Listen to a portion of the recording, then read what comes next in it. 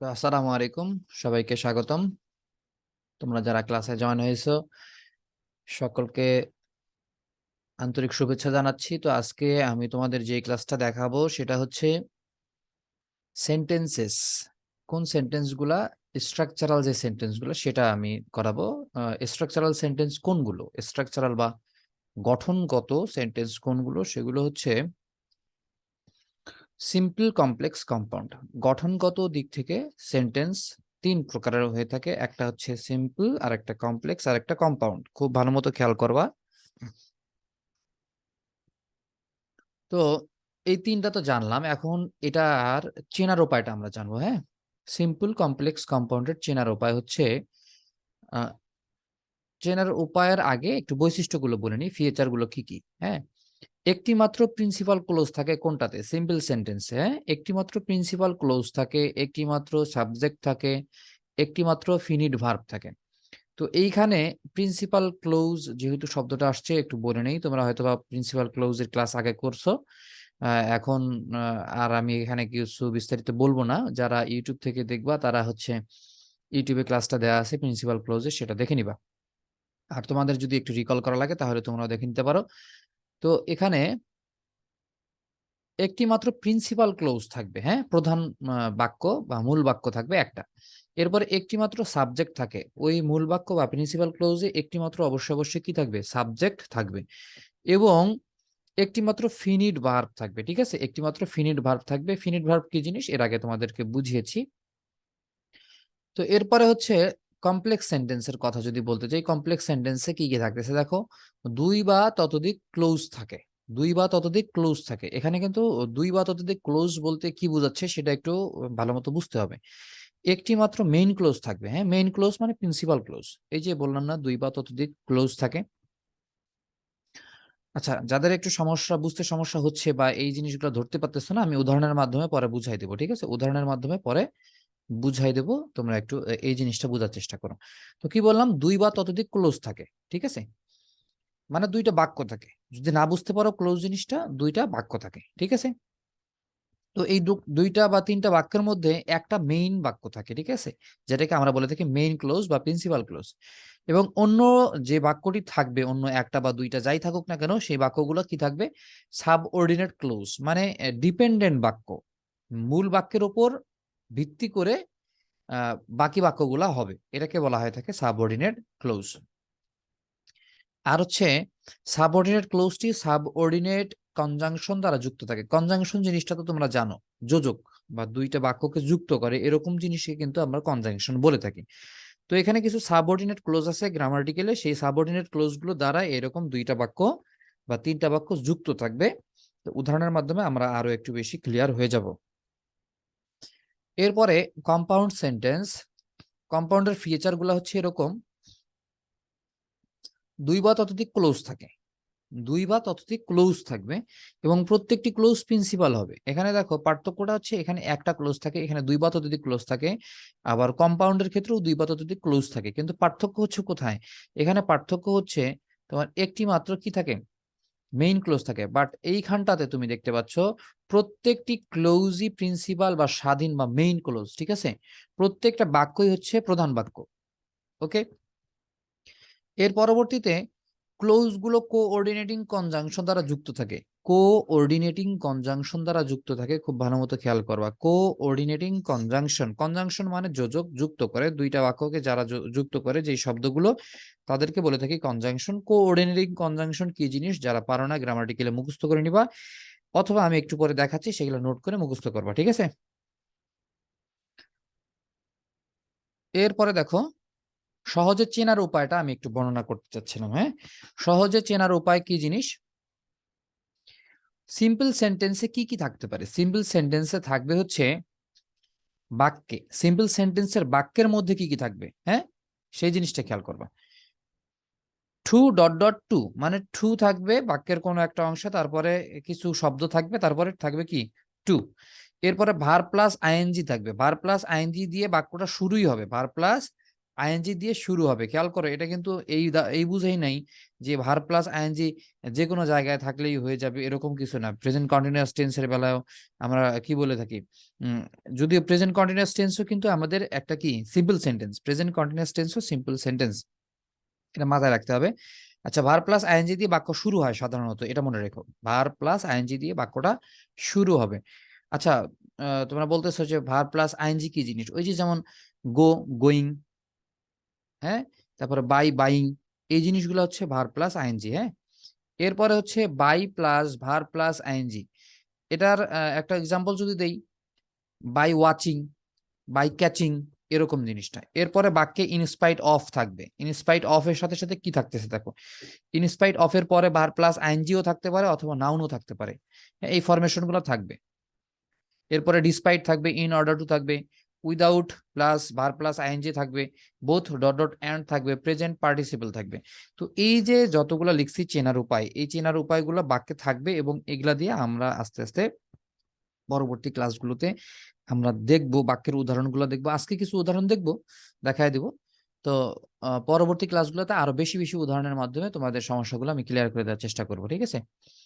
আচ্ছা, subordinating conjunction, একজন বলছিল যে অর্ডিনেটিং যে কনজাংশন গুলো, এগুলো কি কি একটু দেখাই দিলে ভালো হইতো। আচ্ছা, আমি এই যে এখানে দেখাই দিচ্ছি। হ্যাঁ, তো সাবঅর্ডিনেট কনজাংশন গুলো মুখস্থ করা লাগবে, বা মুখস্থ না করলেও একবার দেখলেই হয়ে যাবে।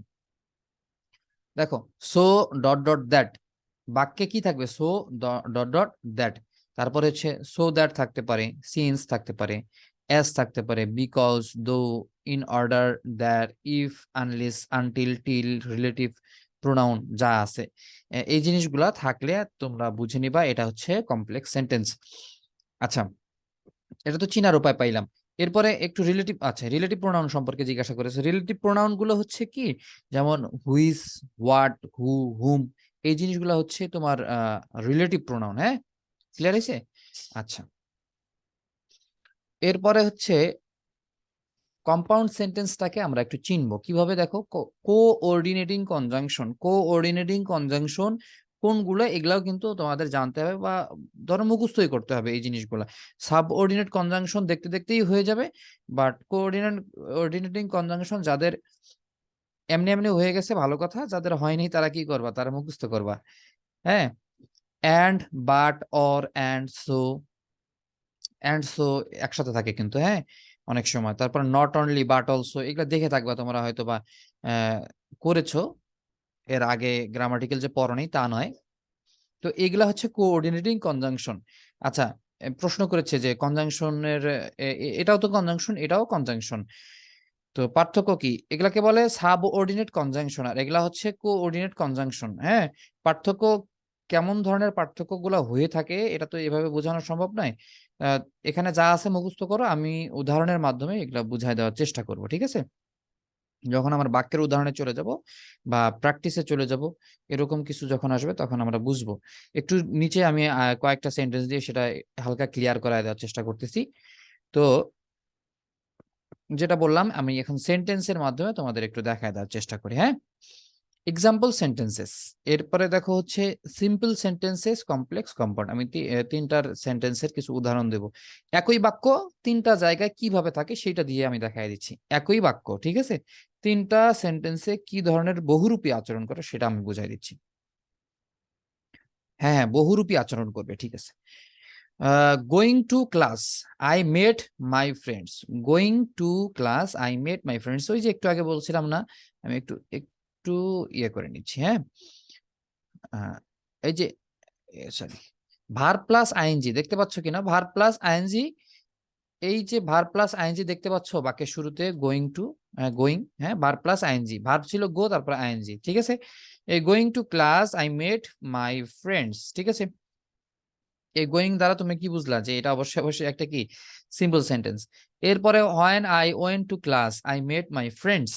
এখানে দেখো, বলছিলাম সাবঅর্ডিনেটিং কিছু কনজাংশন থাকবে, তার মধ্যে রিলেটিভ প্রোনাউন একটা। হ্যাঁ, রিলেটিভ প্রোনাউনের কথা বলছিলাম, খেয়াল করছো কিনা জানি না, যারা খেয়াল করতেছো না ভালো মতো খেয়াল করো। হয়েন, এই হয়েনটা হচ্ছে আমাদের সেই রিলেটিভ প্রোনাউনের একটি, ঠিক আছে। রিলেটিভ প্রোনাউন গুলো ডাব্লিউএইচ ওয়ার্ড দিয়ে হয়, এই হয়েনটাও কিন্তু ডাব্লিউএইচ ওয়ার্ডে, ঠিক আছে। When I went to class, I met my friends. মানে ব্যাপারটা হচ্ছে প্রথম বাক্যের অর্থ যদি বলি, আচ্ছা অর্থটা একটু ক্লিয়ার করে দিই। গোয়িং টু ক্লাস, ক্লাসে গিয়ে আই মেড মাই ফ্রেন্ডস, আমি আমার বন্ধুর সাথে দেখা করি। হয় নাই ওয়েন্ট টু ক্লাস, আমি যখন ক্লাসে গিয়েছিলাম তখন আমি বন্ধুর সাথে দেখা করি। I went to class and made my friends, আমি ক্লাসে গেলাম, আই ওয়েন্ট টু ক্লাস, আমি ক্লাসে গেলাম এবং বন্ধুর সাথে দেখা করলাম। একই ধরনের বাক্য তিনটা চেহারায় দেখো। এখানে হয়েন দিয়ে শুরু হয়েছিল, কিন্তু এখানে দেখো অ্যান্ড দিয়ে, অ্যান্ড এখানে সামনে কোনো হয়েন নাই, না আছে ভার প্লাস আইএনজি, কিছুই নেই, কিন্তু আছে কি একটা কোঅর্ডিনেটিং কনজাংশন অ্যান্ড, ঠিক আছে। তো এই জিনিসগুলো, আচ্ছা ওই যে একটু আগে বলছিল না যে একজন বলছিল যে সাবঅর্ডিনেট কনজাংশন এবং কোঅর্ডিনেট কনজাংশন গুলোর মধ্যে পার্থক্য কি জিনিস, পার্থক্য হচ্ছে এইটাই যে এটা সাধারণত প্রথমের দিকেও বসতে পারে, এটা প্রথমের দিকেও বসতে পারে, বাক্যের দুইটা বাক্যের প্রথমের দিকেও বসতে পারে, আবার মাঝখানেও বসতে পারে, কোনো অসুবিধা নেই। বাট এই জিনিসগুলো সবসময় দেখবা বাক্যের মাঝামাঝি, দুইটা বাক্যের মাঝামাঝি বসবে। কোঅর্ডিনেটিং কনজাংশন গুলো দুইটা বাক্যের মাঝামাঝি বসবে। যেমন এই যে রিলেটিভ প্রোনাউনটা দেখলা কোথায় বসছে, শুরুতে বসছে, ঠিক আছে। আর এই জায়গায় কি দেখলা, এই জায়গায় কোঅর্ডিনেটিং কনজাংশনটা মাঝখানে বসছে দুইটা বাক্যের, ঠিক আছে। I the class having finished the teacher started for the meeting, একই বাক্যটা অন্য ফরমেশনে হয় the class has had finished the teacher started for the meeting. প্রথম বাক্যটা হচ্ছে ক্লাস শেষ হওয়ার পরে শিক্ষক মিটিং এ গেলেন, যখন ক্লাসটি শেষ হলো শিক্ষক মিটিং এ গেলেন। The class had finished and, class শেষ হলো এবং শিক্ষক মিটিং এ গেলেন, এরকম। হ্যাঁ, একই বাক্য একটু ডিফারেন্ট করে বলা, এই আর কি।